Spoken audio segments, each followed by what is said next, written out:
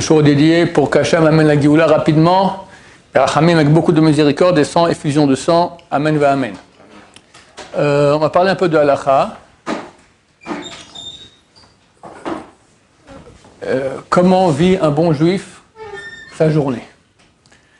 Ça commence, il est au lit, et le réveil sonne, ou il se réveille, et il doit se lever pour la prière.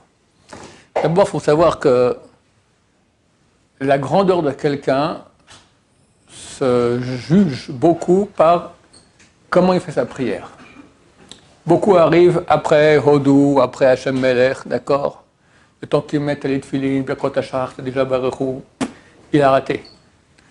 Une prière se prépare vraiment bien. D'abord, il faut savoir qu'avant Hodou, il y a environ 10 minutes de texte, on appelle ça les korbanot, qui ne sont pas écrites dans le Sidour parce qu'il y avait de la place, on ne savait pas quoi mettre. Alors,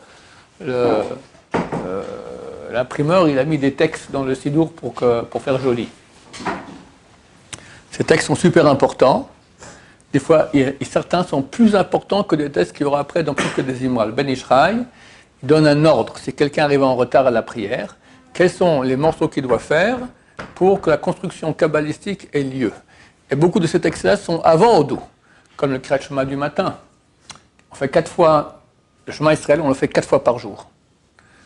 Il y en a 2 qui sont de la Torah, celui du matin, dans Yotzer, d'accord, on fait Yotzer, Baruch Hashem, Ohevet Amo Israël, et Shema Israël, et le soir aussi. Ça, c'est de la Torah. Il y en a un qu'on fait dans les Korbanot, 2 versets, Shema Israël et Baruch Shem, qu'on fait dans les textes qu'il y a avant Hodou, on appelle ça les Korbanot, d'accord?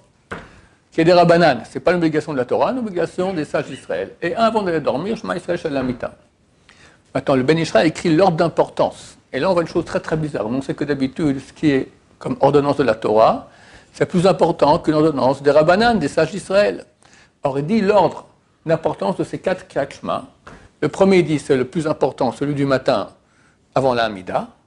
Après, il écrit celui du matin, des Korbanot, les 2 versets, Shema Israël et Baruch Shem, qui sont que des Rabbanan. Troisième, celui de la Torah, c'est la Torah du soir de Harbit. Et 4e, celui d'avant d'aller dormir, de Shema Israël, Shalamita. C'est bizarre comment ça se fait. Alors, elle explique que, effectivement, la Torah nous demande de dire le matin, une seule fois, Shema Israël. Mais la Kabbalah, il y a 500 ans déjà, elle dévoile que nos âmes sont si petites à nos générations, depuis 500 ans, qu'on ne peut pas arriver en disant une seule fois le Shema Israël le matin, à faire le tikkun, à faire l'action spirituelle du Shema Israël dans les mondes supérieurs. On n'a pas la capacité. Ce qu'on fait, c'est une partie. Pour que ça marche, il faut faire ça en 2 étages. Premier étage, on dit déjà Shema Israël, une fois avant. Et nous, on dit ça dans les korbanot. On peut, si quelqu'un ne dit pas les korbanot, le pauvre, d'accord, au moins qu'il dit ces 2 versets. Et après, quand il fait la deuxième partie, avant la Hamida, là, il a fait en 2 étages. Et le tikkun, l'action spirituelle kabbalistique, elle a été faite dans le ciel. Pour montrer que donc il y a des passages qui sont super importants dans ces textes-là aussi. Donc normalement, quelqu'un se lève plus tôt, il va à la synagogue, il met talit tefilin, auparavant il a fait Birkot Hachar comme il faut, d'accord, le Baba Saleh, son gendre, était très souvent avec lui, et il a témoigné que Baba Saleh faisait les Birkot Hachar, les bénédictions du matin, lentement. C'est pas une course, d'accord, lentement. Mais quand tu es en retard, c'est la course, d'accord, c'est pas la course, c'est la cavale. C'est arriver à parler le plus rapidement possible pour rattraper le tzibur, parce qu'on est censé commencer la Hamida avec tout le monde. Maintenant, techniquement, tu ne peux pas y arriver. Qu'est-ce que tu fais? Ou tu sautes des parties, ou tu fonces, et ta prière, elle a une tête de, je sais pas quoi, de cheval de course, d'accord? Et pas une tête de prière. Or, c'est clair que un juif moyen passe facilement 2 heures par jour à faire des prières. C'est une partie importante de la journée, et ça fait partie de notre réalité. Et si on le fait bafouiller, alors on est quelqu'un qui est bafouillé, d'accord? C'est dommage, c'est très dommage. Maintenant, un grand ennemi, c'est la paresse, parce que l'oreiller, sous le duvet, surtout en hiver, c'est tellement agréable. Je peux vous dire, je suis d'accord avec vous, et j'ai lu, écrit par un Rosh Yeshiva qui a écrit, pour tout le monde, c'est dur de se lever le matin. Je ne connais pas la personne pour qui c'est facile de se lever le matin. Après, à moins que si tu as dormi 12 heures, évidemment, tu en as marre de dormir. Mais quelqu'un qui dort entre 6 et 8 heures par nuit, d'accord, se lever le matin, c'est toujours dur. Et je vais vous donner un truc. Parce que c'est pas normal que tu sois fatigué plus après le sommeil qu'avant le sommeil. tu verras que aller dormir le soir, c'est la bagarre. Le Sahara, il te pousse encore un peu, encore un peu, encore un peu. Pourquoi? Qu'est-ce qu'il a gagné que tu ne dors pas maintenant? Il a gagné que demain matin, ça va être plus dur de le lever, il va gagner du temps, il va gagner ta prière qui sera bafouillée. Pour savoir, il faut de la discipline pour aller tôt au lit, suffisamment, d'accord. Mais le raisonnement que je voulais dire, c'est le suivant. C'est que ce n'est pas logique que tu sois plus fatigué après avoir dormi qu'avant d'avoir dormi. Alors, comment tu expliques ça? En fait, tu n'es pas fatigué. C'est parce que pendant quelques heures, il y avait l'inertie du corps, donc c'est dur de commencer à bouger. Mais il faut savoir qu'entre 5 et 10 minutes après que tu t'es réveillé, c'est parti. C'est de l'imagination. C'est pas de l'imagination, parce que vraiment tu le ressens, mais il faut comprendre que c'est tout à fait passager. Tu tiens bon pendant 5-10 minutes sans te remettre au lit, parce que la tendance, c'est dès que tu as le lit, tu te remets dedans, tu t'assieds, tu te recouches de nouveau, d'accord? Tout le monde passe par cela. Tout le monde passe par cela. Je vais raconter à moi personnellement, voilà. Tous les matins dernièrement, et c'est pas toujours toute ma vie, mais très souvent c'est comme ça, je me lève très tôt.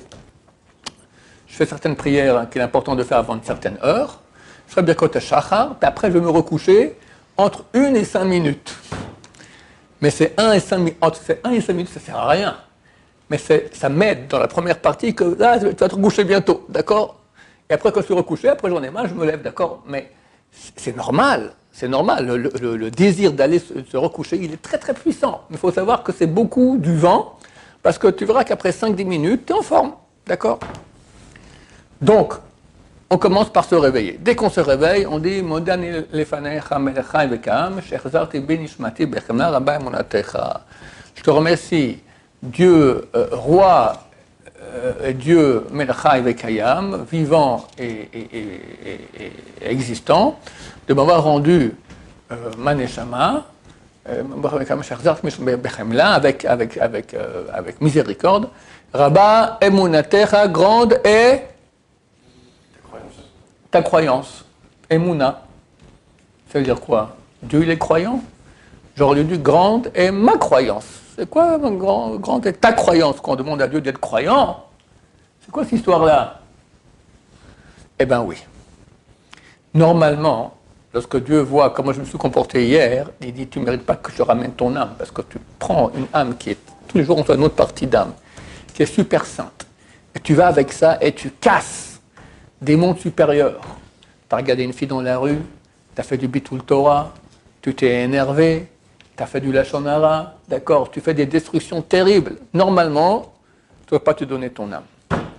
Mais j'ai confiance en toi, qu'aujourd'hui tu vas mieux te comporter. J'ai foi en toi. C'est ça qu'on dit. Rabba Emunatecha, grande est ta foi en moi, que tu acceptes de me rendre mon âme qui est tellement haute, elle peut faire énormément de bien, mais elle peut faire aussi énormément de mal. Le potentiel de l'être humain, c'est le plus haut qui existe au monde. D'accord? Ça va de très bas à très très haut. Donc Dieu a confiance en nous. Après, il y a une phase super importante de se laver les mains pour enlever l'impureté qu'il y a sur les mains. Quand on dort, notre âme quitte le corps. Certaines parties de notre âme quittent le corps. Maintenant, qu'est-ce qui reste? Il reste du vide. Maintenant, du vide neutre, ça n'existe pas. Dans la Torah, il y a soit la sainteté, soit l'impureté. Donc, quand on dort, la partie, beaucoup de notre corps est vide de l'âme, qui vient à la place là-bas, les forces du mal, l'impureté. Quand on se réveille, l'âme revient, elle va où l'impureté? Elle part, elle va dans les extrémités, dans les mains et dans les pieds. Et cette impureté, elle est extrêmement puissante. C'est à voir avec la mort. Et le seul moyen de faire partie de cette impureté, c'est faire une satédaïm, ablution des mains avec un ustensile, 6 fois. Et pas 3 fois sur une main et 3 fois sur l'autre, avec alternance. Une fois droite, une fois gauche, une fois droite, une fois gauche, une fois droite, une fois gauche. Et on peut faire avec le robinet comme ça? Non. Si on n'a rien, on n'a pas de clé, c'est mieux faire avec le robinet tout seul, mais on fait sans bracha, sans bénédiction. Parce que pour faire partie de cette force impure, il faut que ça soit avec un ustensile. D'accord? Attends, c'est bien de faire 8 fois. Celui qui peut rajouter, mais s'il fait, il dit bien, pour pas que ce soit un vœu. Chaque mitzvah qui n'est pas obligatoire et qu'on prend sur soi ou qu'on fait 3 fois de suite, ça devient un vœu. Alors on dit, on peut poser une condition. Je dis, le fait que je vais faire une satédaïm 8 fois le matin, ça sera bli neder, toute ma vie. Bli neder, sans un vœu. Et comme ça, on peut faire 8 fois, c'est mieux. C'est pas obligatoire, mais c'est mieux. Oui. J'ai une question par rapport à ça. Pourquoi met-on la bénédiction après avoir fait Alors, pourquoi est-ce qu'on a la bénédiction après? Tout simplement parce que les mains sont sales.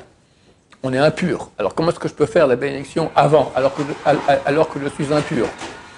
Normalement, toutes les mitzvot qu'on fait, on fait une bénédiction avant. On ne fait jamais après. Ça vaut rien. Quelqu'un qui il a fait, je ne sais pas moi, il a mis les tefilines. Alors, tant qu'il les porte, il peut faire la bénédiction. Mais une fois qu'il a enlevé les tefilines, c'est bon, je fais la bénédiction sur la mitzvah que j'ai faite. C'est pas valable. Il y a une seule qu'on peut faire après, c'est laquelle? Là? Non, à la Katnerot. Là, il y a des coutumes, mais là aussi, on considère que la femme, elle va allumer, après, elle fait la bracha, et après, hop, elle regarde comme ça, elle profite, elle jouit de la lumière. Donc là, on peut dire encore qu'il y a une partie qui est après. Il y a une mitzvah qu'on fait une fois, un moment, tac, terminé, on fait la bracha après. C'est laquelle? C'est un goy qui vient se convertir. Il trempe dans le mikvé. Il peut faire la bracha avant? C'est un goy. Il sort du mikvé, il est juif. Il fait la bracha sur le mikvé après. Parce qu'avant, c'est impossible, il n'était pas juif. Quand il sort du mikvé, il devient juif et il ferait la Shekilah Mitzvanu al-Hatvila, sur le fait de tremper, s'immerger dans le mikvé. C'est le seul quand on fait une bracha qui est avant. Maintenant, il y a deux parties. Il y a se laver les mains et il y a s'essuyer. S'essuyer aussi, c'est une partie de la mitzvah. Alors, faire la bracha avant Nitat Yadayim, tu ne peux pas parce que tu as les mains impures. Alors, tu te laves les mains.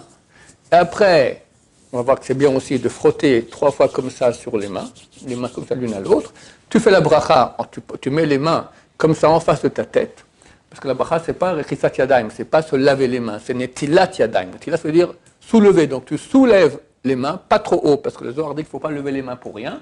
Donc comme ça, à hauteur du visage, comme si tu veux recevoir quelque chose, tu reçois une grande bracha, tu fais la bracha et après tu essuies. Par le fait que tu essuies, tu as fait quand même aussi de la mitzvah après la bracha. Donc ça va. Si quelqu'un il s'est essuyé les mains complètement déjà, parce que c'est rappelé qu'il n'a pas fait la bracha. Pour Netilat Yadayim du pain, c'est pas valable. C'est fini, il ne peut plus le refaire. Ce qu'il peut faire, c'est quand quelqu'un d'autre à côté de lui fait la bracha, rends-moi quitte s'il te plaît pour la bracha de Netilat Yadayim. Mais c'est fini. Pour le matin, Bedi Avad, s'il a oublié de faire la bracha, il s'est déjà essuyé les mains, il y a deux solutions. Soit s'il va de nouveau se